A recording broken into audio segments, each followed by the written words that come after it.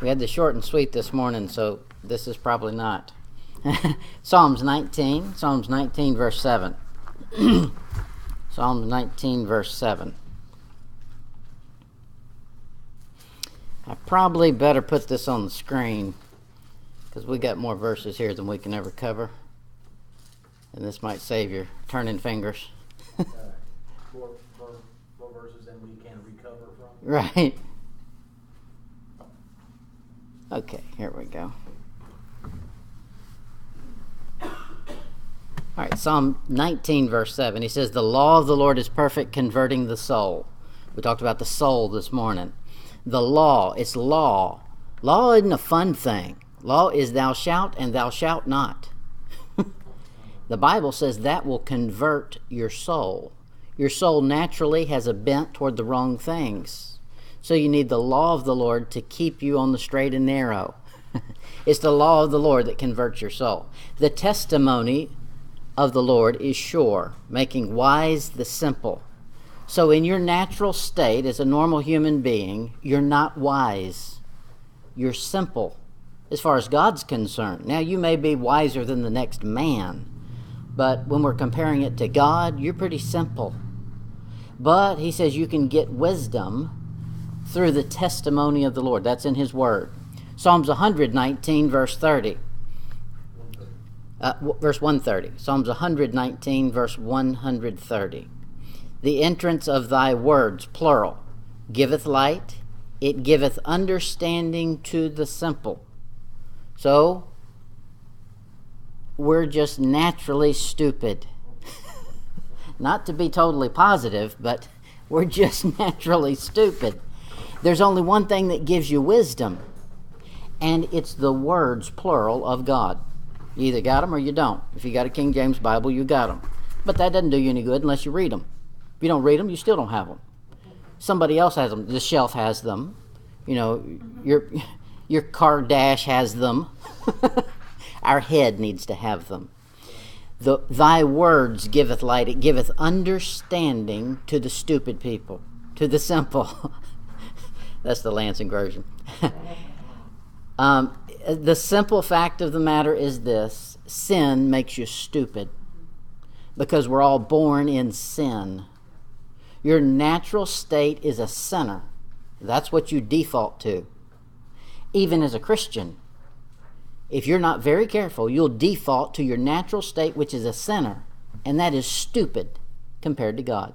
It's simple.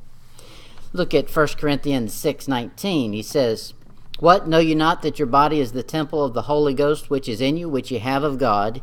Ye are not your own." Okay. If you were your own, you'd be stupid.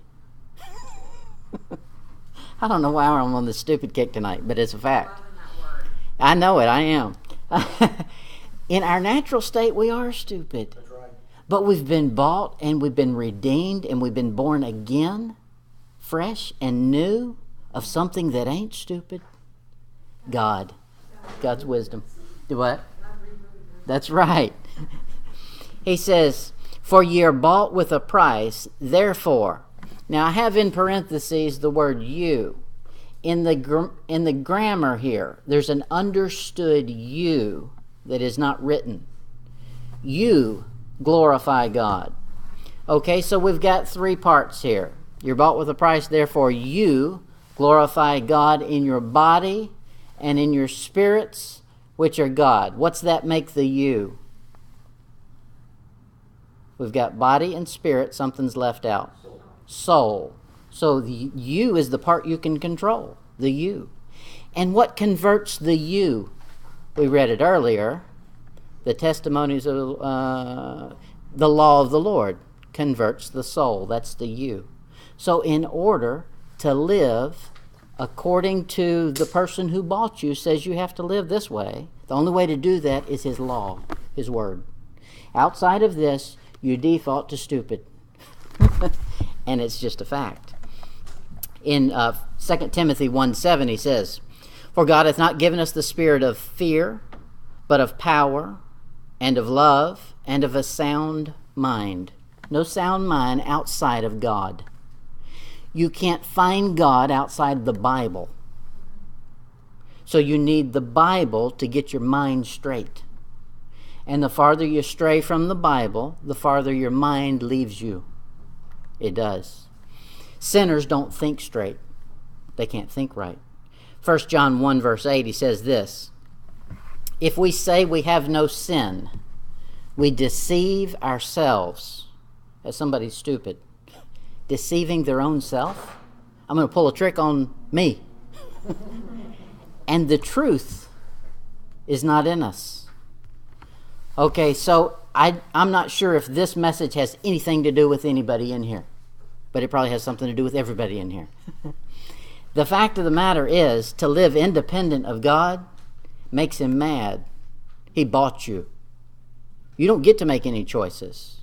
You are not your own. You wouldn't put up with an animal living that way. If you have an animal and it won't come when you call. We had a rabbit dog growing up. We didn't hunt rabbits very long, but we had a beagle, and it wouldn't hunt, and my dad shot it. That was its job, and it wasn't functioning. We don't need it. My mom had another one. It was a poodle, and it wouldn't shut up. It just kept barking, so he took that one out to target practice. He had an AR-15 that he had to sight in one day, so took the puppy out with him. Anyway, that's us. If you're not living the way you're supposed to, according to his commands, his laws, you're his. You're not your own. So, the title of this is Human Ambition. Human ambition. We all think, now, this modern generation has no ambition for anything. They're just lackadaisical. They've all smoked so much pot they can't even think at all. They don't have any ambition. But my generation grew up with ambition. I'm going to do something. I'm going to make something. I'm going to do this. I'm going to do that. That's just as wicked as the other if God didn't tell you to do it. Amen. You don't decide what gas station you're going to go to. You shouldn't. You ask God, do you want me to pull into this one? He's controlling you. You're a puppet on a string. You really are. Somebody's going to control the string, God or the devil. Now, the devil many times is not we don't set out saying, today I'm going to serve the devil. I'm going to let him pull the strings. No, we set out saying, I'm going to do what I want to do. Or I've determined to get this outcome, I'm going to do this.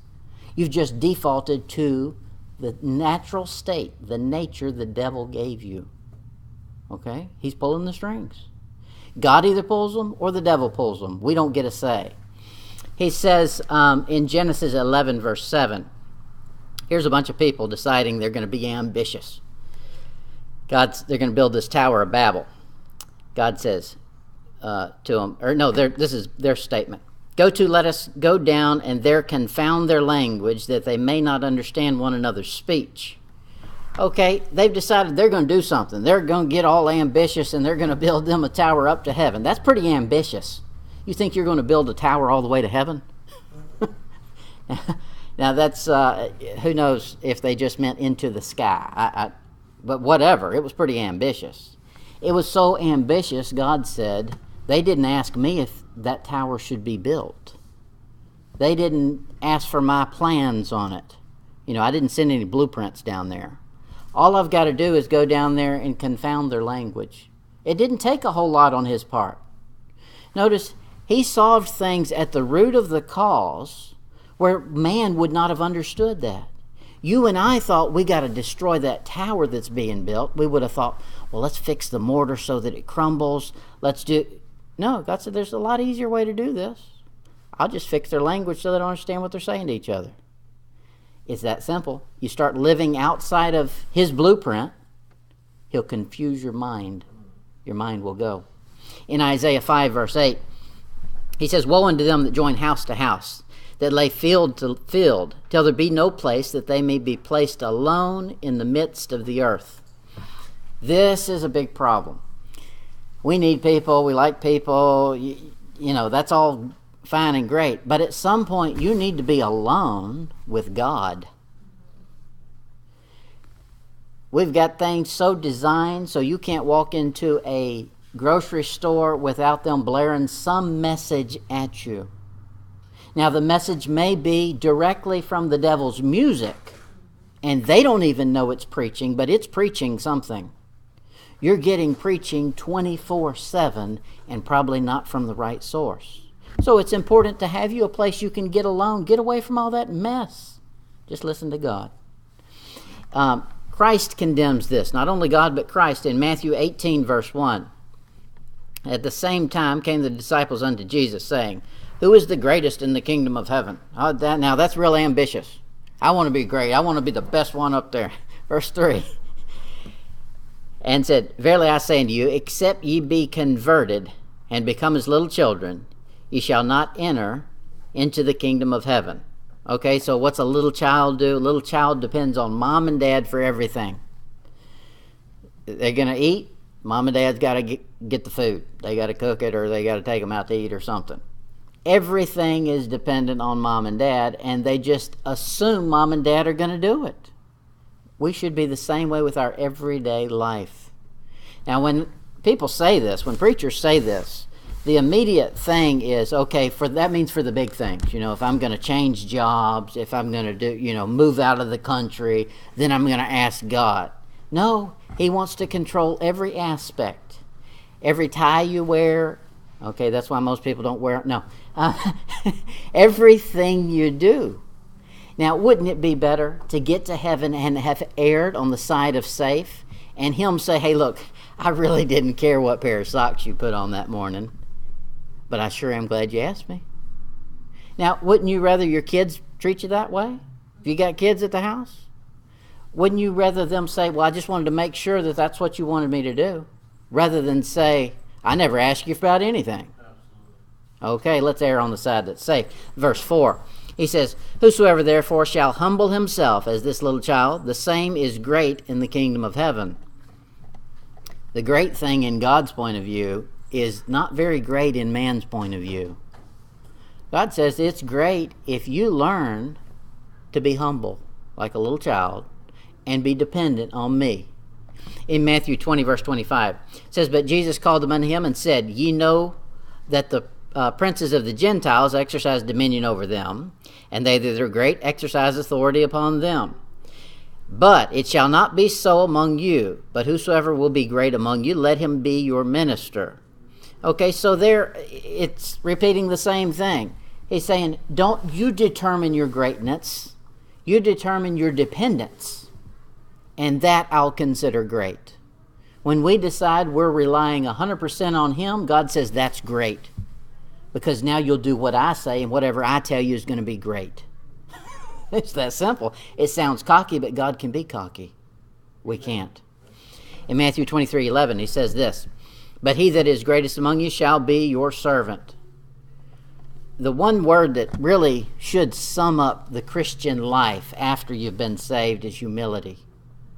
And it's hard to get your mind and your actions and your body to submit to that. We know it in our head, but to practice it is a whole different matter. Humility, that's what the Christian life's all about. Verse 12, And whosoever shall exalt himself shall be abased, and he that shall humble himself shall be exalted. Okay, that's on God's time frame. God will decide when he exalts you and when he doesn't. I'm sure there's many, many people that were never exalted on earth that will be exalted in the kingdom of heaven when it matters. But many times he'll exalt you on this earth too. You'll get a pat on the back while you're here. David said, I've been young and I've been old and never seen the righteous forsaken or his seed begging bread. He says in another place that he had fainted if he hadn't believed to see the goodness of the Lord in the land of the living. He'll do you good here too. The saints, as a Christian, we should avoid making our own ambition. The modern thing amongst children nowadays is one of two extremes. I'll make no plans, or I will determine my plans. Both of those are just as wicked. As a Christian, you don't do anything, God makes them. So the Christians should say, God, what are my plans? What do you want me to do? And it's never as big a thing as we think. We think I'm going to plot and plan and I've already got this great big future planned. God rarely gives you that. He gives you the next step. Thy word is a what? Lamp to my feet. How far can you see with that? The next step. And a light to my path. Okay, that's all you get, just about. He says in Psalms 131, verse 1, he said, Lord, my heart is not haughty, nor mine eyes lifted up, neither do I exercise myself in great matters or in things too high for me. Now that doesn't sound like any big deal, except for you realize who's saying that? The king, David. He's the top dog. It doesn't get any higher than him. And he says, I'm not going to exercise myself in great matters. That's God's responsibility. He's taking care of all that.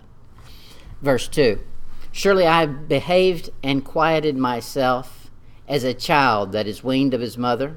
My soul is even as a weaned child. So that's what we got to do. Ambition, if you're normal, normal red-blooded American, normally we are the most ambitious probably of all the nations. That's why we've got all the inventions and we, import, export to the world. However, it's not our job to do that. Our job is to be a child. What do you want me to do? It's vain to come up with your own ambition, to decide what you want to do. In Job 20, verse 5, that the triumphing of the wicked is short, and the joy of the hypocrite is but for a moment. Though his excellency mount up to the heavens, and his head reach into the clouds. You ever met any people like that? Buddy, their heads are in the clouds. Yet he shall perish forever, like his own dung. That's putting it down there in plain English. They which have seen him shall say, where is he? He shall fly away as a dream, and shall not be found. Yea, he shall be chased away as a vision of the night. The eye also which saw him shall see him no more, neither shall his place any more behold him. That's man coming up with his own schemes, and that's the end result. And even if you did build you a big old whatever, and even if you did come up with the greatest of your plans, at the end of it, if you've gotten into the great house, if God doesn't bless you in the house, it was a waste getting there. Unless God builds the house, they that build the house labor in vain. They're going to build it anyway.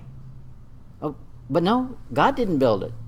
So what you get built is going to be for nothing, vain. In Job 24:24 it says, they are exalted for a little while, but are gone and brought low. They are taken out of the way as all others, and cut off as the tops of the ears of corn. Imagine corn. If you're a stalk of corn, now I'm personifying corn, but if you're a stalk of corn, the corn has done its job to produce an ear of corn. Good job. You know what they do to tell him good job? They chop it off. Why did we do that? Why did we even grow? One stalk ought to tell the other one, hey, don't grow any ears of corn. They're just going to chop them off. That's this world. This world running around producing its own plans and nightmares. No, fulfilling their own dreams. God will just chop it off anytime he feels like it. It'll amount to nothing. Psalms 49:11. Their inward thought is that their houses shall continue forever, and their dwelling places to all generations. They call their lands after their own names. Nevertheless, man being in honor abideth not. He is like the beast that perisheth. This their way is folly, yet their posterity approveth their sayings. Man is so big on sayings. I cannot stand sayings. You'll see these all over Facebook. Somebody's got to post some cute little saying, and they're just vain and empty, and it's all designed to make you say, man, they're smart. But it really means nothing. If it has any meaning, it's plagiarized from the scripture anyway. So why not just quote the scripture? Let God have his honor. Okay, and there's a long passage there. I'm going to keep moving so we can finish. This building your own ambitions and fulfilling your own dreams is going to lead to strife and contention. In James 4, verse 1, he says, "From whence come wars and fightings among you? Come they not thence even of your lust that war in your members? Ye lust and have not. Ye kill and desire to have and cannot obtain. Ye fight and war, yet ye have not, because ye ask not." He said you're going through a whole lot of effort to get junk, and you ain't even getting it. Why? Because you didn't ask me. Now look at this thing. He says in verse 1, they are coming about of your lust. Now that can be sexual, but rarely is it. It just means the desire to have. That's what every advertisement that comes on the TV is geared to do: create lust. You need this. You never heard of it before, but you need it. They've got to create a need. Okay, lust. And he says what that lust leads to is war. That's nations. Nations war over property. They war over, rights to this and rights to that. It just keeps escalating and escalating. And all of it could have been solved by the last phrase. You have not because you ask not. Should have asked me about it. I could have gave it to you. The punishment of this having an independent spirit is Proverbs 17:19. He loveth transgression that loveth strife, and he that exalteth his gate seeketh destruction. Exalting your gate, that doesn't mean you got a fence out there and you move it up 10 degrees, 10 inches. It means you're prancing around, you're walking around as though you own the world, and like Haman, like Nebuchadnezzar, you think that you've achieved something.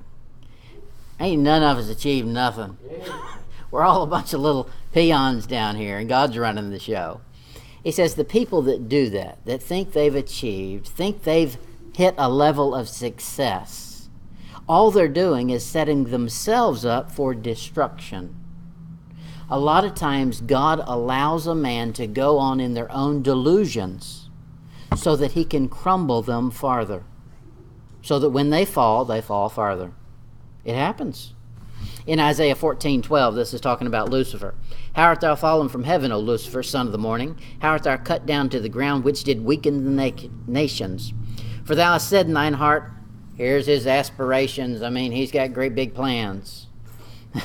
He's got blueprints already. He's going to redesign heaven. "For thou hast said in thine heart, I will ascend into heaven. I will exalt my throne above the stars of God. I will sit also upon the mount of the congregation in the sides of the north. I will ascend above the heights of the clouds. I will be like the Most High." All of that effort, and verse 15, here it crumbles. "Yet thou shalt be brought down to hell, to the sides of the pit." One little verse. See all those plots and plans that he came up with? God just destroyed it like that. Should have started there. God, can I have a raise? If not, that's fine. You're the boss. Ezekiel 31:10. "Therefore thus saith the Lord, because thou hast lifted up thyself in height, and hast shot up his top among the thick boughs, and his heart is lifted up in his height." I don't have to worry about that. Us short people we're godly. These Verse 11. "I have therefore delivered him into the hands of the mighty one of the heathen. He shall surely deal with him. I have driven him out for his wickedness." God calls it wickedness when we become proud. We start deciding what we're going to do and not going to do. God says, "I didn't buy you for you to do that. I bought you so you could serve me." In Obadiah, that's a fun book to find. Good thing you don't have to turn anywhere. Obadiah 1:3. He says, the pride of thine heart hath deceived thee." So that tells us something. There's something that's already inbred in man that's already there. It's called the pride of our heart. And that thing we've got to be on the guard for, because that thing right there, an entity that's in your heart, deceives, he says deceived thee, but will deceive us. So we've got to be on the lookout and fight even ourselves, because the old man still tries to crawl out of that grave. Thou that dwellest in the cleft of the rock, whose habitation is high, that setteth in his heart, who shall bring me down to the ground? Thou that exaltest thyself as the eagle, and thou that settest thy nest among the stars, thence will I bring thee down, saith the Lord. Okay, God hates sin. It's that simple. He hates sin. You know what God's job is? To defeat sin. You think he's going to fail? Nope. So, do a good inspection. If you've got sin, guess what? God's going to declare war against it. Period. Now, he said over there in 1 John, if we say we don't have any sin, we're a liar. You got sin. Find it quick before he does. He's the enemy of sin. God hates sin. This ambition is connected with pride, of course. We've seen that in many places. Here's another one. Habakkuk 2:5. Ye also, because he transgresseth by wine. Okay, alcohol we know is a no-go. If you read your Bible, you'll find that. He is a proud man, neither keepeth at home, who enlargeth his desire as hell, and is as death, and cannot be satisfied, but gathereth unto him all nations, and heapeth unto him all people. That's a personification of the Antichrist. However, that's man. Man left on his own cannot be satisfied. If you attain whatever your goal in life was last week, guess what? That one's done. You're not satisfied now. You got to go get another one. Those ambitions either are God-given and they're holy, and God will make you achieve them, or they're wicked, and they're just like this guy right here. He says, I'm going to bring you down to hell. It's going to be of nothing. It leads to covetousness. Man's ambitions never end with one ambition. I'm going to do this. Then you get close to fulfilling that one thing. You find people that have never completed any project, never done anything to its completion. This is them. Because thou hast spoiled many nations, all the remnant of the people shall spoil thee. Because of men's blood, and for the violence of the land, of the city, and of all that dwell therein. Woe to him that coveteth an evil covetousness to his house, that he may set his nest on high, that he may be delivered from the power of evil. Isn't that America, and isn't that modern Christianity? I'm going to plot, and I'm going to plan, and I'm going to do these things, and evil won't overpower me. I can name you some great Christians who have declared openly, they're going to do this, and they're going to do this, and then sin will never enter in. Give them about a year. They crumble. It's not your plots and plans that's going to keep sin out. Sin. It's only God's power that can keep it out. He says over there in 1 John, the verse we started with, if you say you got no sin, you're a liar. What do you do about it? Confess it. Tell him to turn the light on. Walk in the light so you can see where there's a dark spot. Clean it up. It's this self-ambition and independence from God leads to cruelty. Habakkuk 2:12. Woe to him that buildeth a town with blood, and establisheth a city by iniquity. Ambition, just human ambition, tends to make a man very selfish. And he's not afraid to step on anybody or hurt anybody in his way to get what he wants. And that's already in our heart. Every single person. Saved or lost. Now, more so in the lost because they're not trying to fight it. But it's still in you. It's your natural inclination, even after you're saved, if you don't fight that thing. Now, there's many examples of this. Adam and Eve are a good example in Genesis 3:5. For God doth know that in the day you eat thereof, then your eyes shall be opened, you shall be as gods, knowing good and evil. And when the woman saw that the tree was good for food, and that it was pleasant to the eyes, and a tree to be desired to make one wise. See all that ambition? I need to improve my status. She took of the fruit thereof and did eat, and gave also to her husband with her, and he did eat. That ambition led them straight to what's been cursing man ever since. sin. The builders of Babel were the good example of that. We saw that earlier.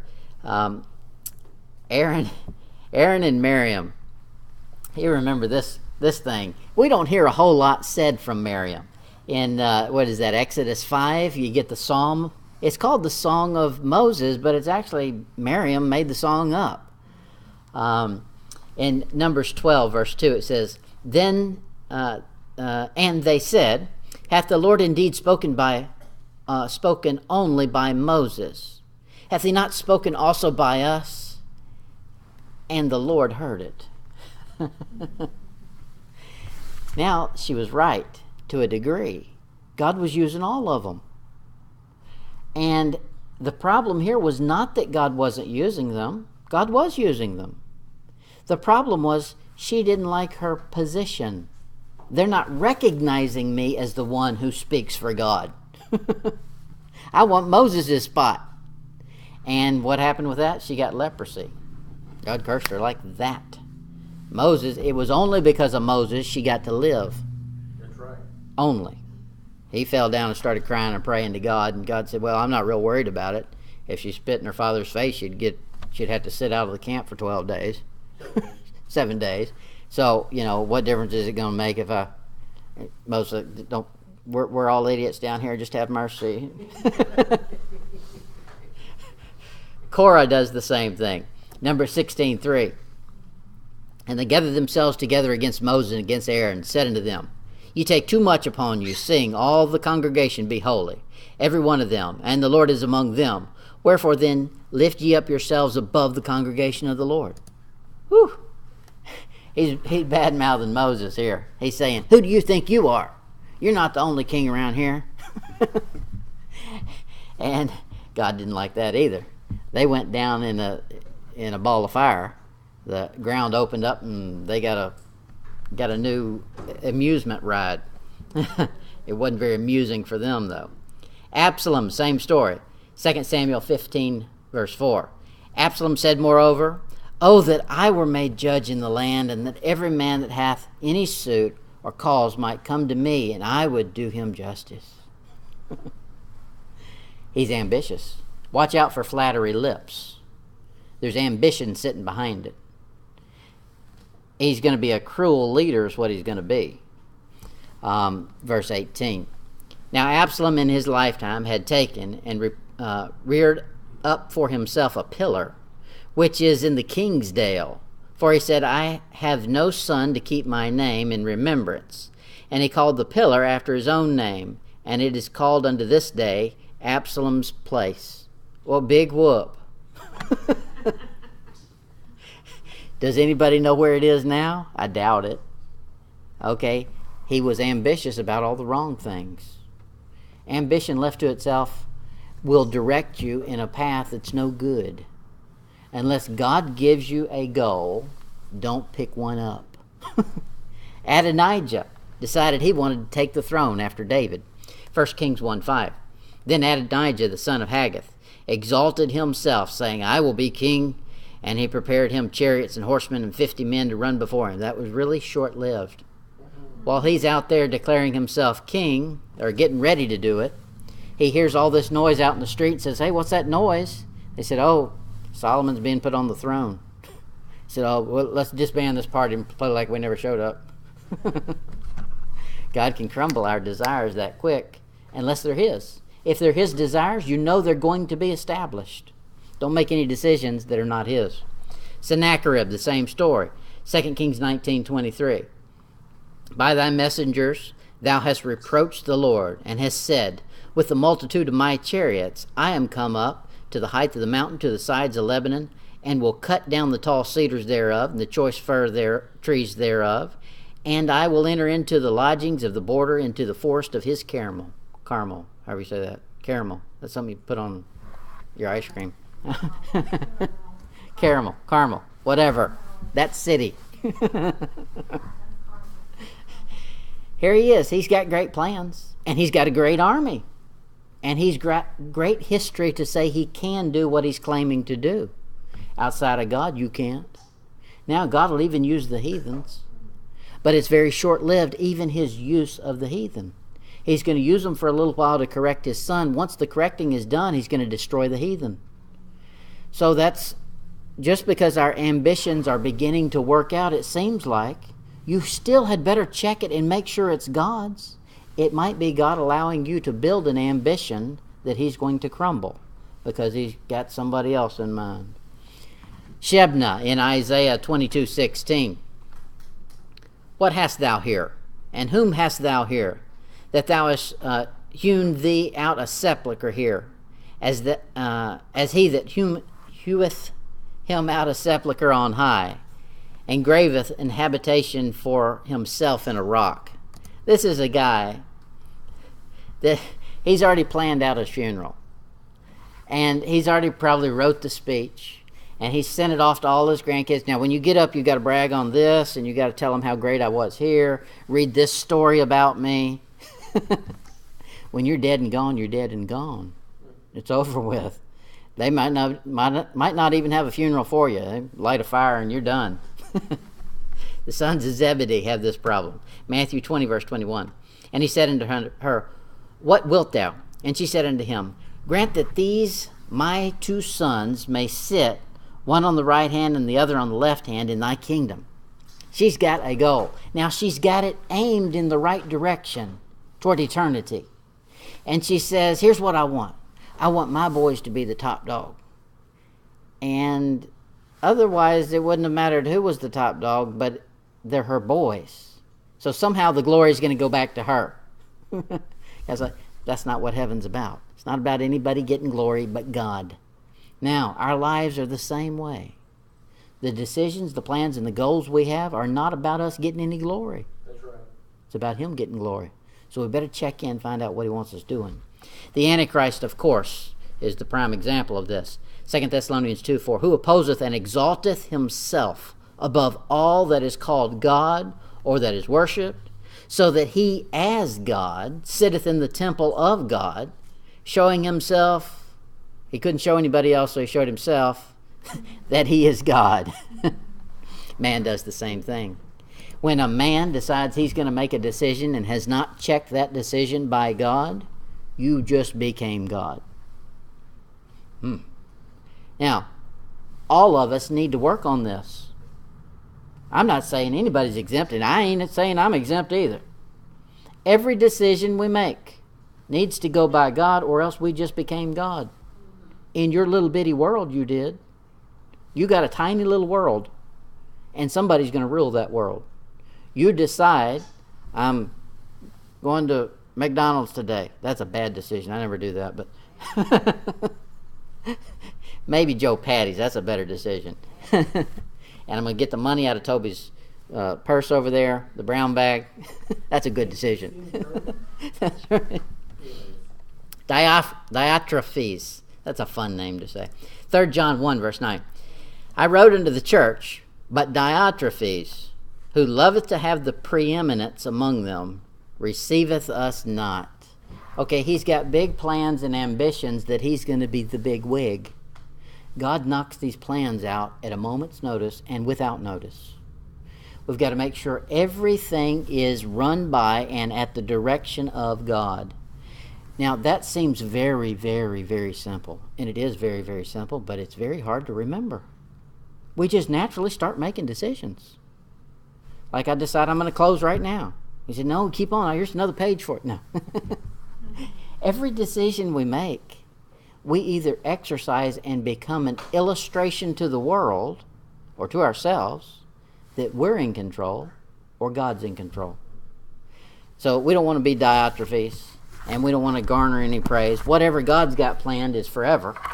What we could plan is only as long as we could think. And we're only going to be around for maybe 70, 80 years. If you're lucky, you could live to maybe 100. Big whoop. When the millennium lasts for 1,000 years and then eternity begins, God's just getting started after the millennium. What kind of plan could we make that would be worth anything compared to that time frame? Okay, let's get on his schedule. All right, that'll do it for tonight.